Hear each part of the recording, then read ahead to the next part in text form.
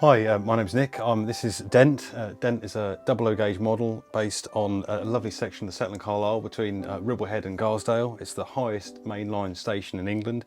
It's an area that I've always enjoyed going on holiday to with my family.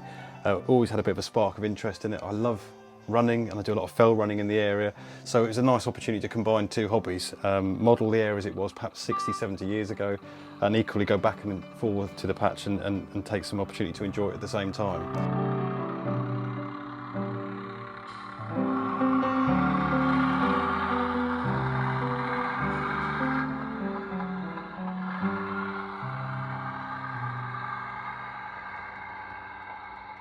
Dent is 20 foot long in scenic area. There's another 2.5 foot at each end in a run around loop in length that goes round to a 16 line fiddle yard. Dent's in a shed at the bottom of the garden. I'm really fortunate really that I was able to have the shed just for this layout.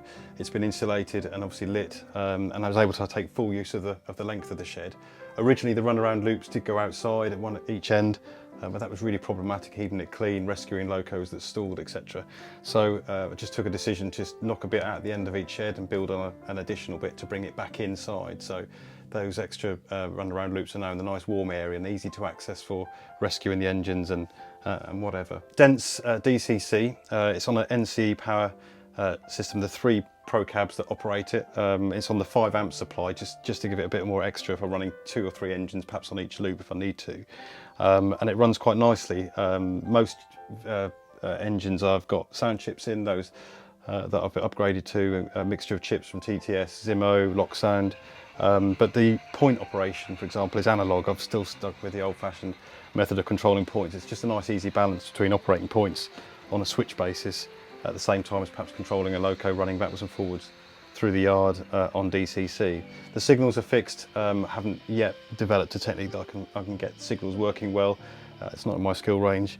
I think some of the things that I found quite interesting to replicate the area, trying to capture like the snow fence that exists in Dent.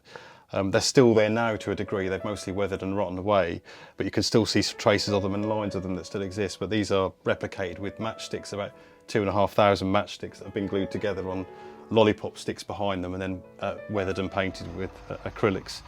The walls are a cat litter. That's quite a common technique that I've seen now with plaster of Paris paint and mixed in with some PVA and then kind of tried to form into a rectangular fashion and then sculpted around the landscape because they stretch end to end. And I've got a plaster cast rock face at the viaduct end just to reduce some of the distance that I found I was getting towards the back of the layout with the viaduct, so it's just quite helpful just to reduce some of that distance but keep some of the landscape high. But what I've tried to do is, particularly say this section here past the Coal Road Bridge, is to capture it as it was, the track plan's original. It's to scale, with the point rodding, the cattle dock, the lay-by sidings just to the south of the station, and of course the Coal Road Bridge that runs literally just over the north end of the station with Monkey Beck filling the gap between the two. Interesting bridge. It's obviously built towards the latter part of the 19th century. It's got a 1 in 10 gradient and the arch over the railway is slightly bigger than the other arches, so trying to capture that was quite interesting. But it's been fascinating trying to capture Dent as it was all those years ago.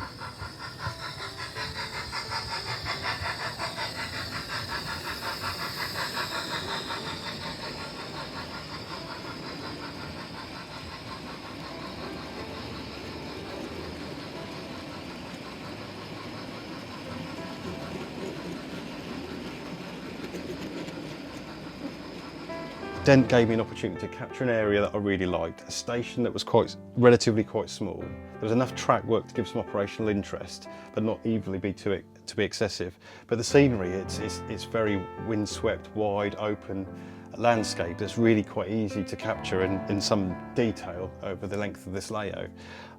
Building it was quite fun, involving the kids, particularly plaster of Paris, lots of mess, brown paint to get the base colours in, before then building it up with various layers of tones of wooden ceilings and the like.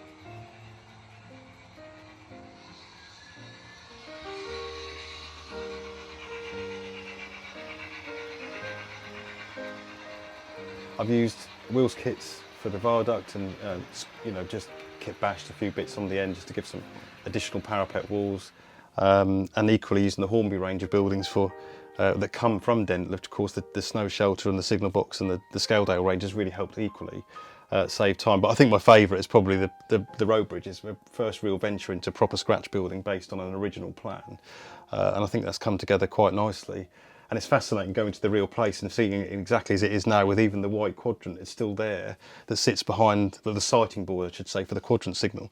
Well, the signal's long gone, but of course the sighting board for the drivers that would approach from the south is still on the bridge, and it's just nice capturing that. So I think all in all, it's the benefits of bringing a lot together in building things.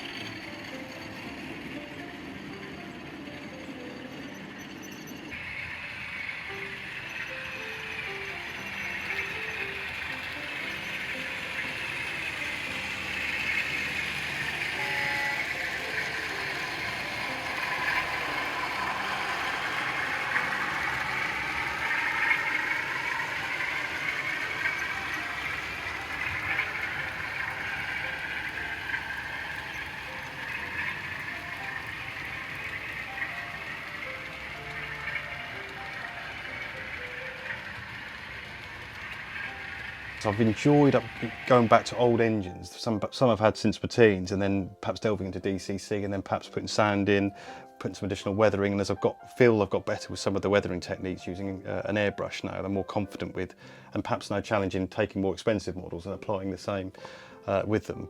I think my favourites are going to be the heavy freight towards the end of steam that ran over the railway, pulling long rakes of mineral wagons, hopper wagons, so WDs, 9Fs and the like, and I'll aim to get perhaps a couple more of those to give some different numbers and some different techniques with the weathering. But yeah, my absolute favourite, and I'd love to have been there in the day when they would be hauling up the drag with excessive tonnage behind them and really struggling to make the grade. And of course that's what the Settle and Carlisle is, amongst other things, is well famed for, is that 12 section of 1 in 100 that takes it up towards Dent from Settle.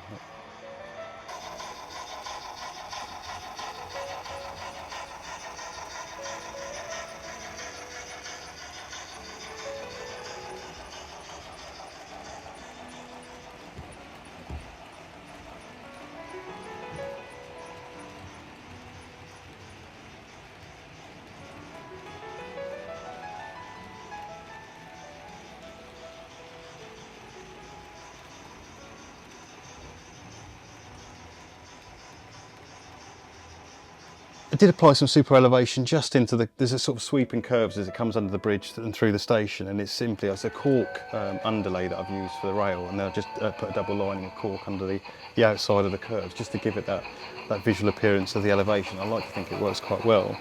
The track is the new Pico bullhead. In fact, so all the point work and the track work is the bullhead, but the slips aren't. I've not waited any longer for the bullhead slips to come in, so I've used the code 75 fine scale slips to keep the plan original.